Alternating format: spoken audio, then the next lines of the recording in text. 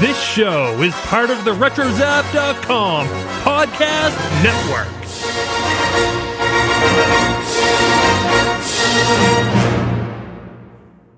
And welcome everybody to episode 36 of the Animaniacast.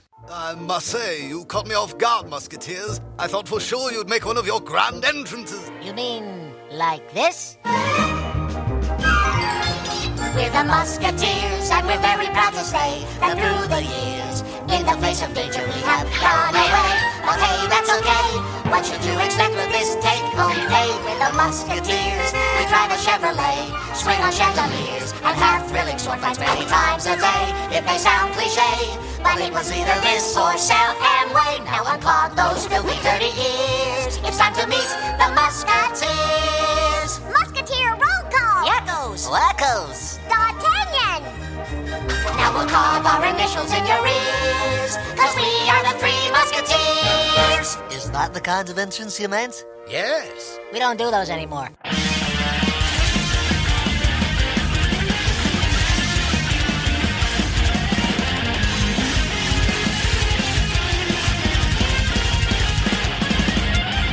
And welcome everybody once again to the Animaniacast. We are the only podcast that is dedicated to the animated series, The Animaniacs. Here we explore the series episode by episode, revisiting all of the cultural references and gags, and in the end, we give each episode a water tower rating. I am Joey, and joining me once again are my co-hosts, Nathan. Don't hate the Nate. And across the country in Georgia is Kelly. Hello. Okay.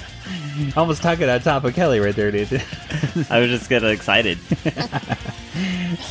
So, today we have a very nice episode of Animaniacs. Yeah. I guess there was not really a continuous theme, I should really say. Like movies. Movie-ish, yeah. Yeah. Kind of felt movie-ish, I suppose, right? Like They have references to Citizen movies. Caney was Yes. the There you go. tagline, so it's all Movie-ish. yeah. Well, today's a nice episode, I would say. Nathan, what if you were just gonna talk about this episode in just a few words? What would you say? Movie-ish. Wait, I already said that. I'm taking it. It's movie-ish. Okay. And Kelly, what about you? Hal Spielbergian. Very, very apt description right there. Well, let's go ahead and get right to the episode. But before we do, Nathan, when Yes. did this episode first premiere? Joey, I'm glad you asked. This episode first premiered on Monday, November 8th, 1993, which was just one day after Betsy King won the LPGA tournament, the golf tournament, and also just 4 days before The Three Musketeers was released, which is The Disney movie. Disney's Three Musketeers. So we're right on the cusp of the Yeah. actual movie. So Very maybe cool. why they... I love that movie. It's awesome. It's so good. It really is. I remember seeing that movie and going, I don't really think this will be that great, but Yeah. I remember we owned it on VHS and we watched it quite often. Yeah, it grows on you. Definitely. Well, anyway. Well, today is episode 36 and it features two different main cartoons, I guess you could say. Two different segments. One is called Critical Condition and the other one is The Three Muskewarners. Let's go ahead and get to Critical Condition first.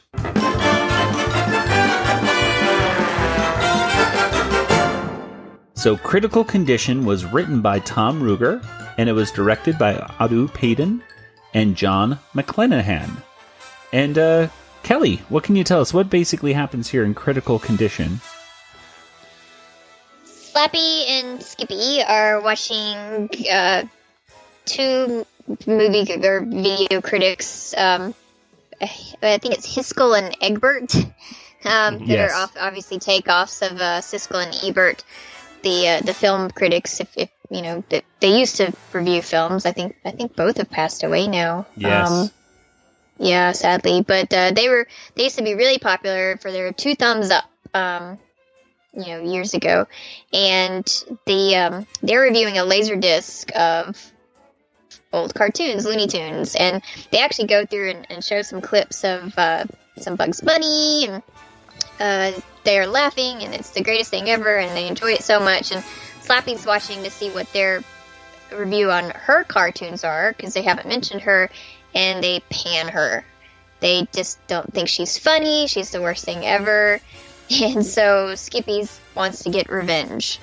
And so they spend the rest of the cartoon going after the movie critics who are trying to attend a new movie by the best director in the world, Steven Spielberg.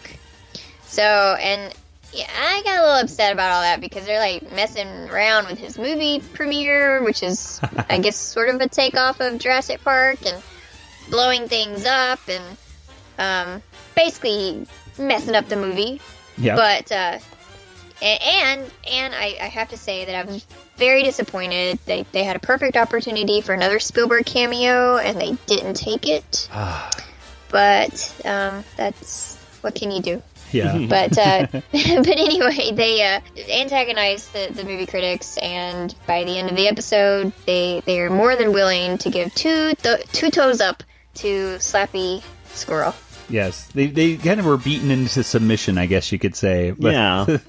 eventually they changed their mind because... Well, because they were in the movie, I guess. Too. It was a weird, like, meta... Yes. Like, apparently that whole thing was filmed and turned into a movie, and then they gave that movie 2 toes up. Well, they were in the movie, yeah, that's true. Even though they got bashed by the... If somebody could attack me and somehow land me in a Spielberg movie, I think I'd give them 2 toes up too, because I would gladly take the pain and agony to be in a Spielberg film. Just saying, Steven, if you're out there, I'll be an extra. I can't act, but I'll do something. Well, apparently, when Hiskel and Egbert in the cartoon, they're looking at the Tyrannosaurus Rex as it's looking down at them, about to eat them, basically. Very lifelike. And the special effects are astounding. I challenge anyone to take a movie from that time period that was attempting stuff with CGI and see if it holds up as much as it does today. I thought you were going to challenge someone to make a better movie. No. No, that can't be done. But no, I just have to say that the visuals in Jurassic Park are astounding, and they really do hold up far more than some other movies that were made later. Even like nowadays, even you'll see movies that rely too heavily on CGI. Mm-hmm. Yeah, definitely. Well, and before we get into some of the references and stuff, let's just talk about the 2 main characters.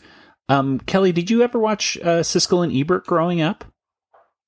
I kind of. I mean, I didn't really watch their TV show so much, but I did later read, I'd read the newspapers, and their movie reviews would be in the papers and things like that. And of course, anytime either of them said or wrote anything about Steven Spielberg, I would, because we're not on a first name basis, but maybe someday, I would read anything that they wrote on him.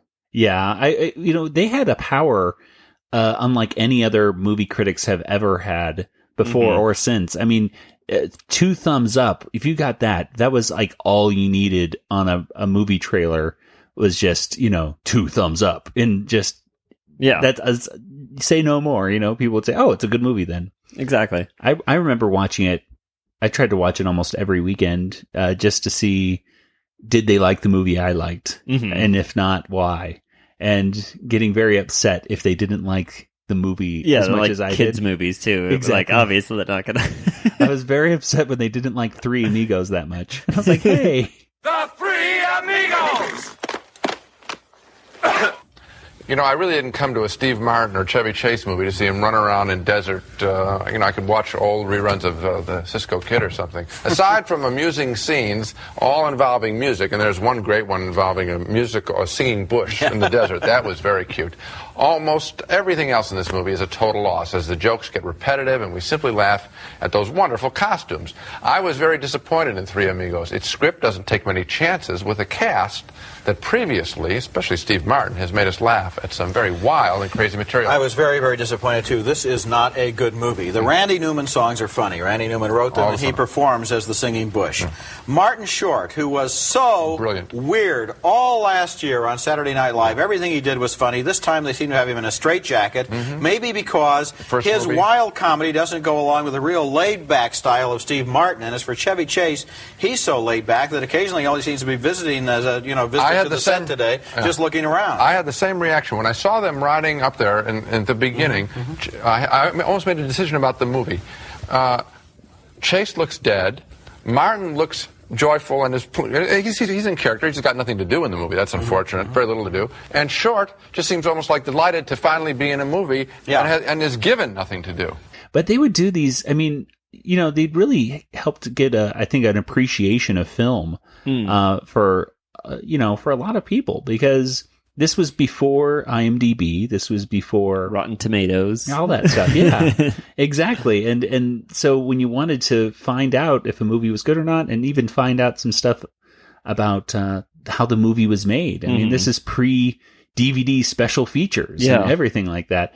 They would be able to interview, Martin Scorsese and Steven Spielberg and George Lucas and things like that. You'd be able to really kind of get an idea about how a movie is made and what makes a good movie and what doesn't make a very good movie. Yeah.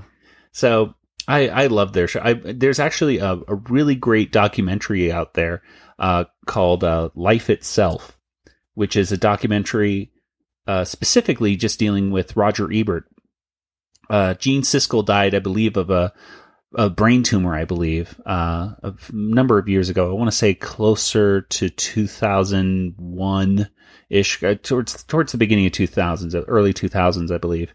And Roger Ebert died, just a few years ago. I want to say like late, 2012, 2013, perhaps, after a long bout with cancer and numerous surgeries. It's a really great documentary, and actually voice actor Stephen Stanton voices some of Roger Ebert's lines in that movie, because Roger Ebert lost the ability to speak. So Stephen Stanton, who is the voice of Tarkin and is on Rebels and on the Clone Wars, and numerous things, numerous other cartoon shows. I know he was in the 7D, which is another Tom Ruegger cartoon. He did, just did a remarkable job. It's a great documentary. I think it might still be on Netflix. It was a couple months ago. So if it's still on there, check it out. And if it's not, well, it'll rotate through and get back on there eventually again. So definitely check that out. But Siskel died in 1999. Wow. Yeah. Long ago. Yeah, I was surprised to see that. Do you remember watching Siskel and Ebert at all? Yeah, I do. Yeah. And I enjoy it. But again, they didn't like the Flintstones, which nowadays I would agree with them. But at the time, I'm like, come on, guys. Not a single thumb up, I think. I don't know. But John Goodman was fantastic in Fred Flintstone. It's better than the sequel, I assume. And Rosie O'Donnell as Betty. I mean, come on. Yeah. Perfect casting.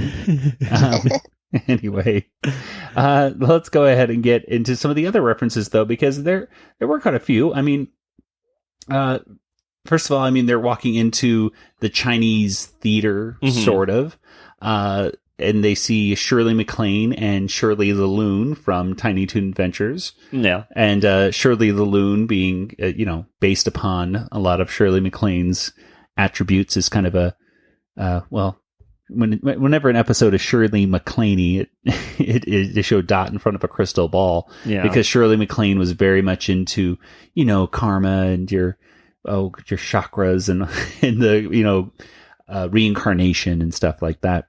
Mm-hmm. So that was kind of cute to see those two. They started off this episode with something I thought was, right from the 90s, which was a Laserdisc. Yeah. And they're talking about the Looney Tunes Laserdisc that's out. Welcome back to the show. We now review a new Laserdisc just released to home video. It's called The Best of Looney Tunes, and it contains such favorites as Bugs Bunny, Daffy Duck, and Porky Pig. Let's take a look. I never owned a Laserdisc growing up. I think in the 90s, in the early 90s, my middle school got a Laserdisc player, and the teachers were also happy, like, oh, this is going to be the newest thing. And these things were bigger than LPs, like vinyl records, and they looked really cool. They were really nice and shiny. Just imagine a DVD, but 5 times, 6 times bigger. Yeah, there you go. and you have to flip it halfway through to get to the other side of the movie. And there you go. That's a Laserdisc.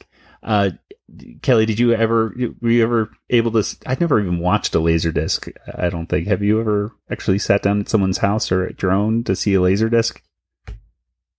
No. I guess I hung on to VHS as long as I possibly could, and it was kind of slow to get in the DVD craze, and so I sort of missed that whole Laserdisc phenomenon. First DVD for me was, I don't know, I think it must have been The Phantom Menace. I think it was my first. No, it wasn't. I think my first DVD was maybe The Big Lebowski. I'm not quite sure. I think Singing in the Rain was. Singing in the Rain was your first DVD? I think so. Yeah, maybe. I think we got that as one of our first definitely DVDs. one of the first ones. I remember watching that like over and over again. Saw all the special features. Well, yeah, Laserdisc, that's a blast from the past. I just remember going to Suncoast Video and just seeing just the aisles filled like right in the center, and they were so expensive. It was like $50 for a Laserdisc, and that was like if you were a movie buff, you get the Laserdisc right there. So that was kind of a cool thing for the 90s that they were talking about.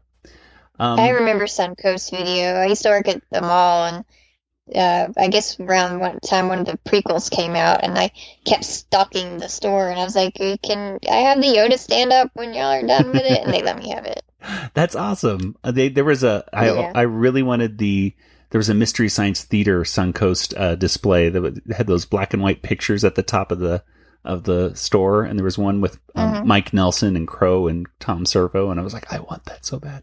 I worked at Suncoast. I did. I worked at Suncoast for one day. Yeah, but you caught that. And they never called me back. Not because they didn't like me. It was just because, well, we're not that busy right now. And I was just like, okay, I'm out of here. But you got that discount. I got that discount. I did. I know. I was like, it was like right around Christmas time. So I was just getting like discounts on a lot of DVDs with no money. That I was just borrowing money. Hey, I got a good discount though.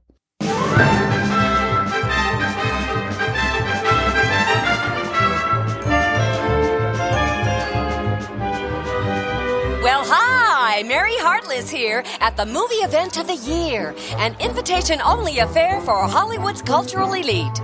There are some celebrities that are going by in the background. Yeah, One of them I can't really tell exactly what the female woman that walks by is. Yeah. Might have been Cindy Crawford, perhaps. Maybe Kathy Ireland. There's a very short man, looks like Dustin Hoffman. And of course they have Clint Eastwood there as well. Really, there's not many other, references other than those, celebrities. You're in Hollywood and Jurassic Park. Well, they of course have the Warner Brothers cartoons at the very beginning. Right. Yeah. So. Yeah. Which it's funny because they're watching What's Opera Doc, and then they watch a cool one right there with the Duck-a-Muck. The Duck-a-Muck, which I always love that cartoon. And of course, that's so funny. Very weird one where it's the Dodo and Porky Pig. and Wacky Land. Yeah, and that Dodo is supposed to be, I believe, the father of Go-Go Dodo from Tiny Toons, by the way. But I just thought it was funny how after seeing What's Opera Doc, the famous lyric is, kill the wabbit, kill the wabbit. And do you remember what Gene Hiskel, I believe, says instead, Nathan? No, what did... He says, catching the wabbit. And I'm like, catching the wabbit? That's not what he says at all. Catching a wabbit! It's so funny! But they love those. They love those jokes so much that even one of them says, like, I gotta stop laughing. I'm gonna throw up or something. I have to stop laughing. I'm gonna throw up. So those two characters were funny. I suppose that really the only thing that made me think of something else really in this cartoon was the dinosaur itself, especially when it looks at the camera or breaks that fourth wall and looks at us. Looked a lot like a similar dinosaur. Do you remember this? It'd be in these PSAs where this dinosaur would lose his tooth or something like that. Miles, where's your mouth guard? Whoa! Uh-oh. What should I do? If the tooth is dirty, gently rinse it under running water. Don't scrub it. Have a grown-up carefully place the tooth back into the socket. Or place the tooth in a cup of water or milk. Take the tooth and go to the dentist within 30 minutes if you can. If you do this, there's a good chance the dentist can save your tooth. Wear a mouth guard. That is done by the same animation team. And I believe the John McClanahan actually was the animation supervisor / director of both of those dinosaur cartoons, those dinosaur PSAs. And even in one of those cartoon commercials, there's a little saber-toothed tiger. And I was like, wait a minute, and that saber-toothed tiger kind of reminds me a little bit of Skippy Squirrel a little bit too. So the animation style, this is done by Startoons, I believe. It was nice animation. It was some good effects of like close-ups of Skippy and Slappy when they're saying what, and of course Slappy being punched around the place when she heard all the horrible things that were being said about her by the two movie reviewers. Yeah. Codger, have you ever laughed at a Slappy Squirrel cartoon? Never. She repulses me. I mean, she's just not funny. She never made a funny cartoon in her life. Yeah, okay. Oh, okay. So, yes, Nathan pulled up the dinosaur I was talking about. Dudley the dinosaur. There he is. He looks very much like the dinosaur in the thing that we just saw. Anyway, so Kelly, what were some things that you liked about this cartoon? I like the Spielberg reference. Shockingly. Yes. And Nathan, any gags, any things that you liked? I thought some of the times that they got hurt was kind of funny, but I also kind of felt bad when they got hurt sometimes because I'm like, they're critics. Like, that's their job is to, like, if you can't handle criticism, maybe you shouldn't be doing your job. Like, I don't know. Well, they were very harsh on her. Yeah, but she is the least funny of those.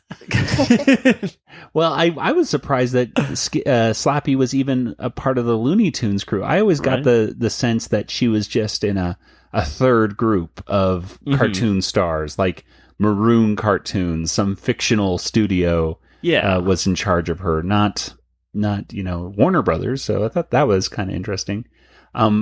The one moment that really stood out for me in this cartoon was probably the most disgusting thing I've ever seen. Really in gross. Any I know what you're talking about. Any Animaniacs cartoon, and that of course is Give me a large tub of popcorn and hurry. There you go, Shamu. You want artificial butter flavoring on that? Sure. All right, then. Does it cost extra? Artificial butter? Nah, it's cheap stuff. Really? What's it made of? It's just lard that I'm liposuctioning out of your gut.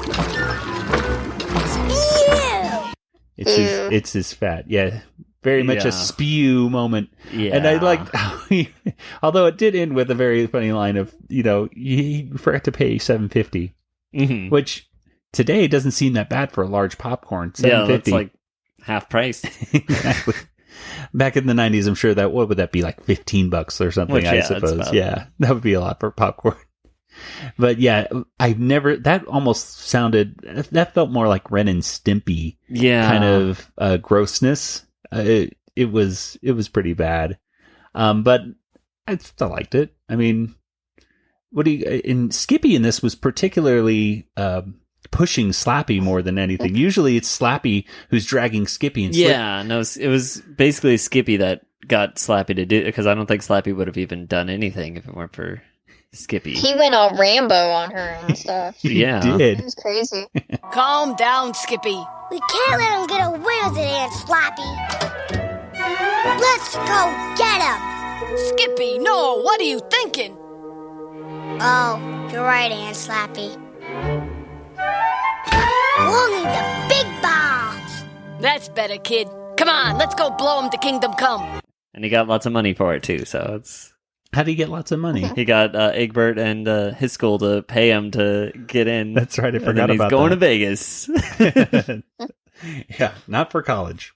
So, yeah, that was cute. I mean, it was nice to see Skippy was much more of a dynamic character in this one. He wasn't just the straight guy going, no, Slappy, no, not Slappy, don't do that. A little hero in worship never hurt nobody. This is Michelangelo from the best episode of Animaniacs, Hooked on a Ceiling. His Eminence is coming, so you'd better listen to the Animani-cast. Well, before we get to the Three Musketeers, the next segment, we have a chase kind of filler. Yeah. Which we've seen before, like 90% before. Yeah, it's just a little bit different. Yeah, instead of coming out of the nose of Mount Rushmore, or like George Washington, I'm assuming, or maybe it was Abraham Lincoln, they come out of just the Warner Brothers studio in the plane, and then it rips and Ralph gets stuck in the tree, and the Warners fall down. Yeah. Yeah, it's like, seen it before. Nice, a little bit of filler right there, but it leads us right into the Three Musketeers.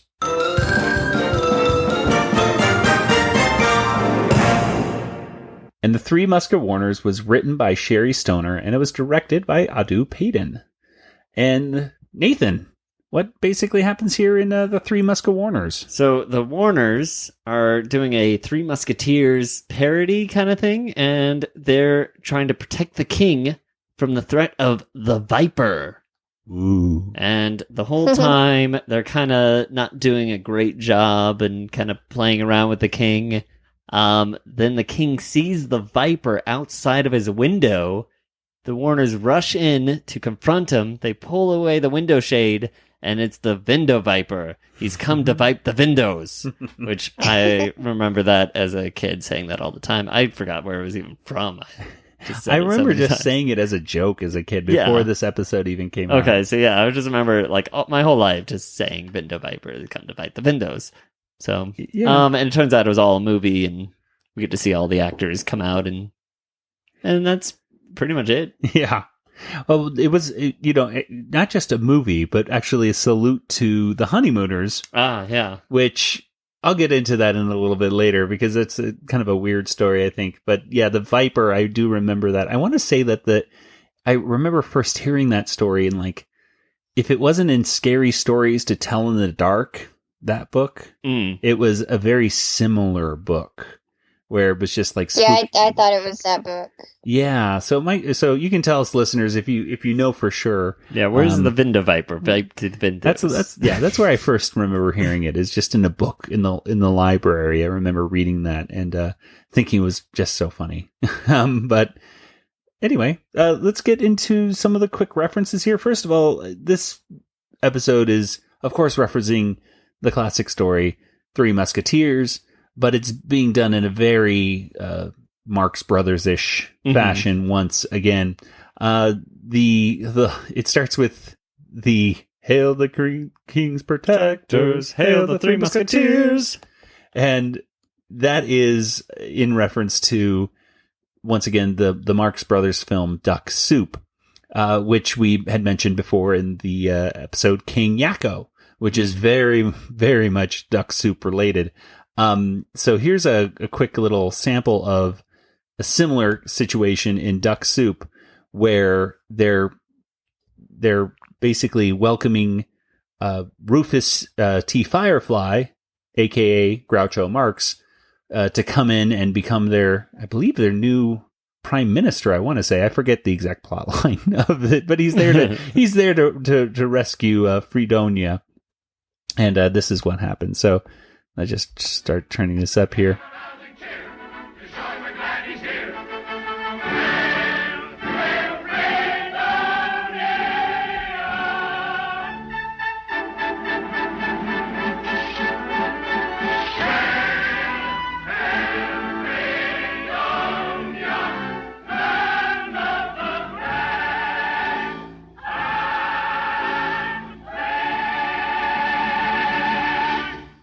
And they're looking, and no one's coming out of the door.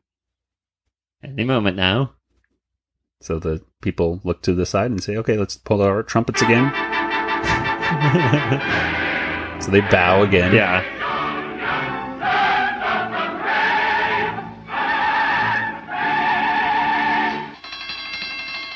Meanwhile, Groucho is waking up from his bed, takes off his nightgown. He's already wearing a suit. Yep. Slides down a fire pole on the opposite side of where the door is. So everyone's facing the door, and he's kind of looking at the door saying, what are these people looking at? You expecting somebody? Yes. So Marx is now, he's also waiting. He's also saluting with his cigar for this person to come out. Oh, Your Excellency. And they finally see him. So there we go. So that's that little moment. Again, my narration is hilarious. It's much funnier visually. So again, well, that's your opinion. Yes, that's right. Look forward to my new podcast where I narrate the entire Everything movie that happens in Duck Soup from beginning to end. For the visually impaired, here's Duck Soup. But yeah, a cute little reference right there. And of course, there's other references to the Mickey Mouse Club as well. That's right. Now unclog those filthy, dirty ears. It's time to meet the Musketeers. Musketeer roll call. Yackos. Wackos. D'Artagnan. Who they waiting for? The Musketeers. Where's Cubby? He's dreamy. Cubby was not the dreamy one. I don't believe. By the way, you would know. I remember Cubby being the one that he was just the smallest one of the Musketeers. Like if Mouseketeers. The Mouseketeers. If Annette Funicello was like, say, 13, 14, 15, he would be like 8 or 9. He was like the youngest one. So, and there's possibly some other Marx Brothers connections in there as well. There's their Wacko, I believe, is fighting with a swordfish, which was the password in the Marx Brothers film Horse Feathers, so there you go. Horse Feathers, that's another good Marx Brothers film. Slappy comes out and mentions as well that You three remind me of a very young Yippee Yappy and Yahui. I have no idea what that meant. Which were a little dog trio of Hanna-Barbera, Three Musketeerish characters, and I remember very little of those three, I should say, characters, because they are puppy children, so it makes sense.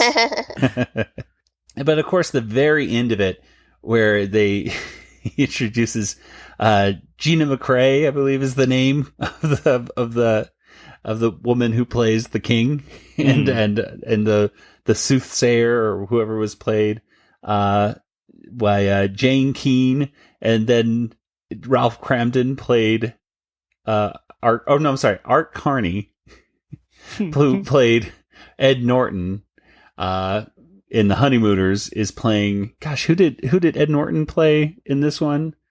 The Viper, the Vindo Viper, right? So anyway, this is in reference to the Honeymooners. At the end of The Honeymooners, Jackie Gleason would come out and in a bathrobe. I'm assuming like a cup of coffee in his hand and everything like that, and then give kind of a stage call to the different people. What's weird about this is that the characters who he's introducing are not other than Ed Norton, or Art Carney, I should say. Other than Art Carney, the two other women, Gina McCrae and Jane Keane, they played the wives, but they weren't the original ones that we're used to in the 1950s Honeymooners. I had no idea, but the Honeymooners actually essentially rebooted. Wow. Like about 10 years later in the 60s. So from what I could tell, this was actually 1966. I looked online this afternoon and I couldn't find any example of like how this exactly went. Every Honeymooners clip I can ever find is classic black and white, clips of the Honeymooners with the Alice, that was her name, right? Yeah, Alice Cramden and Trixie Norton, played by two other women. So I just thought that was kind of interesting. I never knew that. I learned something. This particular episode, however, here's where I get back to that little Vindo Viper connection right there. Sherry Stoner wrote this episode, and in the DVD special features for this episode, talked about how she was kind of stuck and didn't know where to go. And so it was Paul Rugg who helped. We felt like a team. You know what I mean? Trying to work together to make stories better. So like you were saying, that we would go to each other for different story ideas. Like with the Three Musketeers, like I was working away on that, and I had just absolutely no idea how to end it. And you came up with that they just sort of... Sheila McRae. It was some nice collaboration right there in a very weird way. So a cute ending right there. And I did find one more that was not mentioned in any other reference guides, but at one point Yakko makes that whole thing again of saying, "I am the king." Mm-hmm. And he says that in King Yakko. And of course, this is, from all I can tell, is actually a reference to, once again, Paul the King of the Big Screen, which, as we mentioned way back in episode 10. Listen to that, folks. For King Yakko, Paul the King of the Big Screen was one of those salesmen, go figure, his television salesman. But his commercials, he was a kind of locally owned business in the LA area. And at the end, he would say, "I am the king." I am the king. Yeah, so again, if you live in the Los Angeles area... You thought it was hilarious. Yeah, and you're over the age of 30, perhaps. Then you remember it.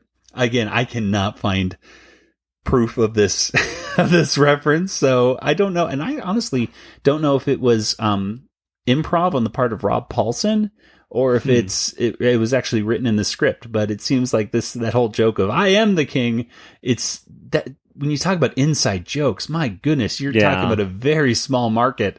But the writers, obviously all living in the LA area, they got it right away. So that's good. That's put it down. Kids will love it. But anyway, a cute cartoon. What are some moments that you guys like? Nathan, you talked about this one. What do you think, Nathan? I like the whole retirement scene where the king finally decides to retire. I grow weary. We grow azaleas. I believe I shall retire. For 20 years of dedicated service, we celebrate your retirement with this gold watch. Why, thank you. I never expected... It spends well. Have a good life. Eat plenty of fiber. We're in charge. We're in charge. We're in charge. And then the Musketeers are in charge. Yes. That was a cute one. Kelly, what about you? I like the Musketeers references. I thought they were cute, and I liked when they were outside the King's store and kind of marching back and forth in front of it, and they kept changing their outfits, and they brought out the Three Little Maids from School outfits from... Oh, yeah, that's right. Hello Nice Warners. Yes. Wasn't it Hello Nice Warners? Yeah, that was it. And they were even moving in the same, mimicking the little dance that they did in that episode, which I thought was really cool. Yeah. They brought out a few different costumes, I believe. I think one of these guides here said that which, by the way, we're very upset because one of the guides that we were using for helping us with our references stops at episode 35, folks. So we're beyond awesome. So yes, we're beyond awesome. We're coming up with ones that were never discovered before. Up, 2, 3, 4. No one's getting in this door. 5, 6, 7, 8. Gonna ask Cindy Crawford for a date. Yeah, the costumes for the Chinese opera costumes were in Hello Nice Warners. And then they get into ballet costumes, which were seen briefly in Hearts of Twilight. I think when they were going from crate to crate, at one point they kind of tiptoe like ballerinas for a second. And then their Egyptian costumes from Desanitized, which are shown. So yeah, they're it's kind of callbacks, I suppose, to other costumes that they've worn in the past. Yeah. Yeah. And when I thought about that, I was like, they really need to come out with Warner Brothers. Like, this speaks to me of action figures. You need to come out with the Warner Brothers, but also with their variants in different costumes. It's a great merchandising opportunity. Maybe Funko will do that. They're like notorious for doing that and getting tons of money. So who knows? Nathan, any other things that you thought were cute? I liked when Dot made the king go in because he needs to man up. Kind of. Oh yes, you're gonna make us go. Like a poor defenseless little girl. Yeah. This is my bedroom. Let us go in first to make sure it's safe. All right. You'd let a poor defenseless girl go in that dark room with who knows what lurking in the shadows? What kind of man are you? Well, Yeah, that was pretty funny. So, yeah. It was just cute. I thought the energy was really good in the whole cartoon. Mm-hmm. And it was it didn't drag. It didn't seem to ever. It was pretty short. It seemed. Yeah, it was a little short. I mean, the first cartoon with Skippy and Slappy, that one was a like double. 2, yeah. Like they go off with a wheelbarrow, I think, of bombs to go off to the theater, and then they go to commercial. Yeah. So then they went back, and so that was a 2-parter. This was our just one small cartoon of Three Musketeers. So, and they got in and out of it really quick, I think, and really just that ending itself, which very unconventional ending, and. I love those kinds of endings that just kind of they stop it. In retrospect now that I see that Paul Rugg had some feedback for that, I can see, that does kind of sound like something that would happen quite often in Freakazoid episodes. They just kind of wrap things up in a silly, here we go, silly way, break the fourth wall, and good night. Yeah. And Yakko had a fantastic good night, everybody, in this one. Very energetic and stuff. Good night, everybody! Overall, very cute episode. Well, let's get right into our water tower rating.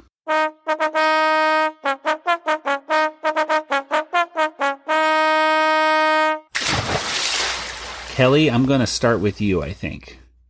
How many out of 5 out of 5 water towers, how many would you give today's episode? I have to think for a second.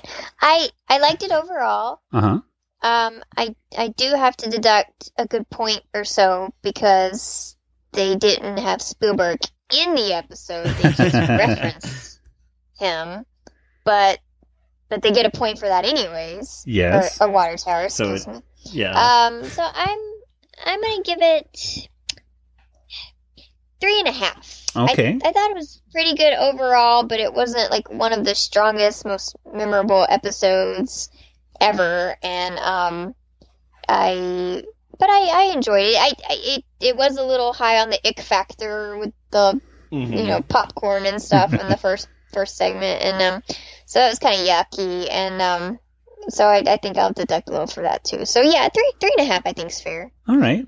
Nathan, what about you? I'm going at 2.5. 2.5. Ooh. Yeah.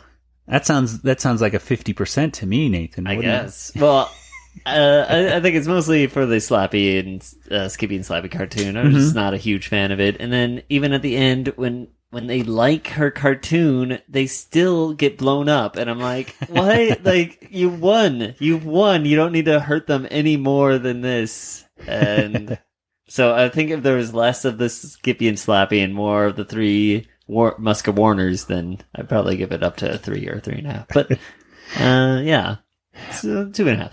Oh, by the way, I just thought of one more reference right there with Siskel and Ebert. In this, they said the balcony is ours. Until then, the balcony is ours. In the original show, they said the balcony is closed. And of course, at the end, it's the balcony's all blowed up or something like that. But yeah, that was a little over the top, Skippy. Skippy, this is what happens. You spend too much time with Slappy. She has become a bad influence on this little squirrel. Yeah.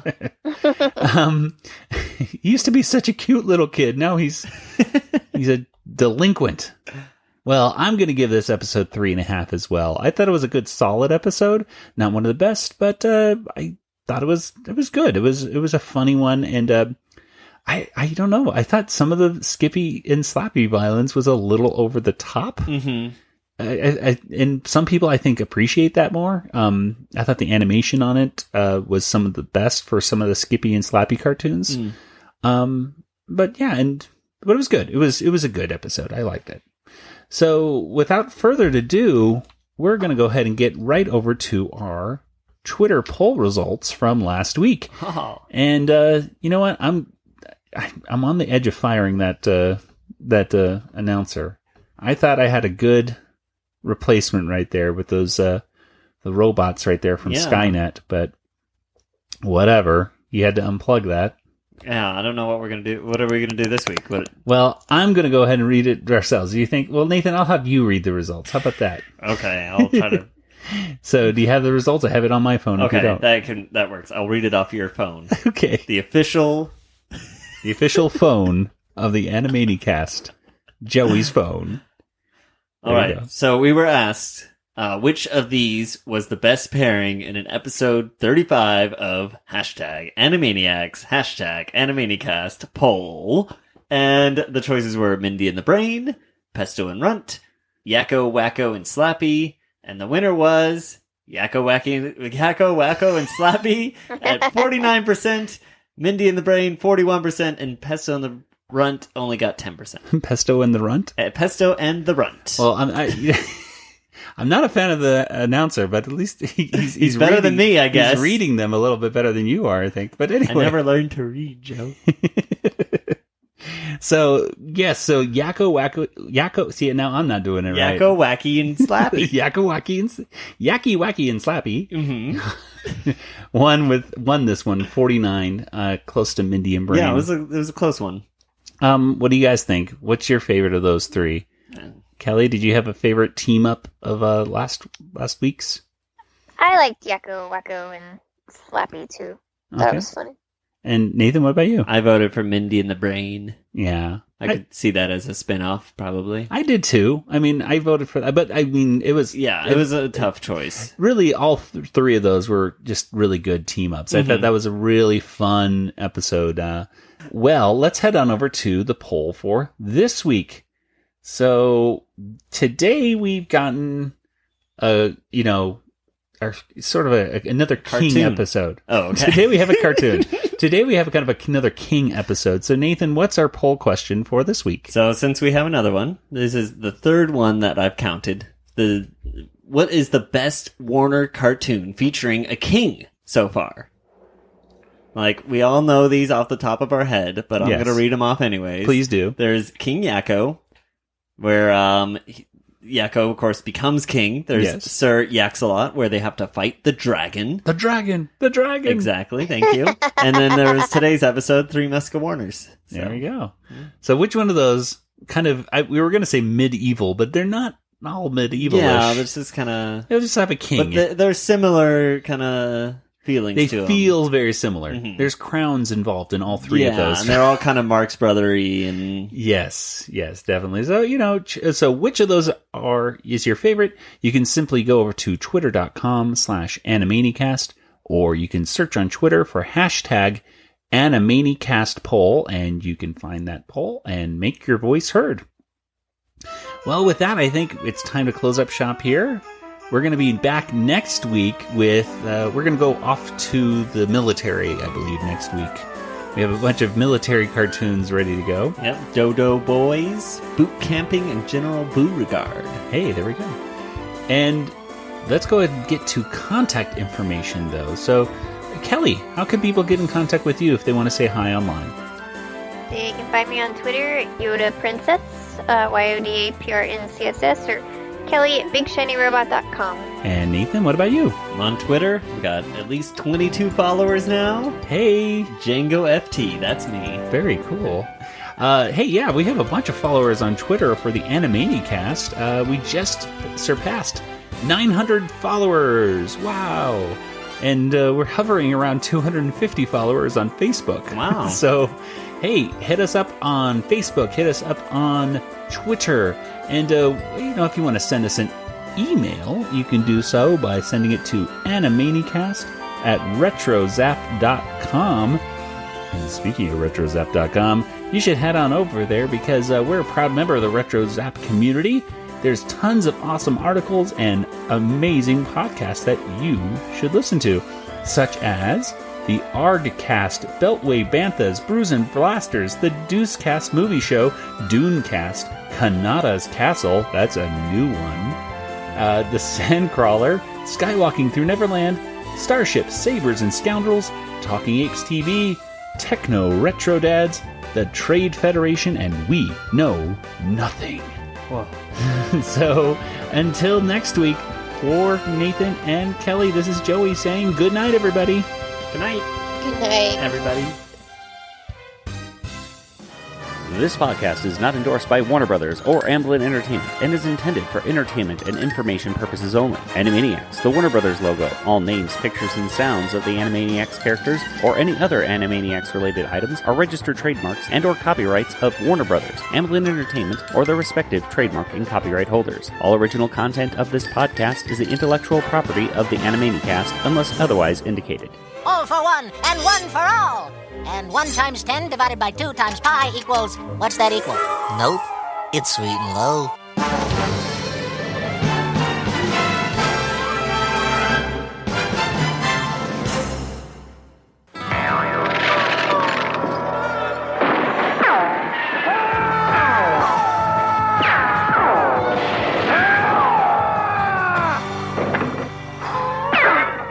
Here's your coffee. Thanks. Pass the sweet and low.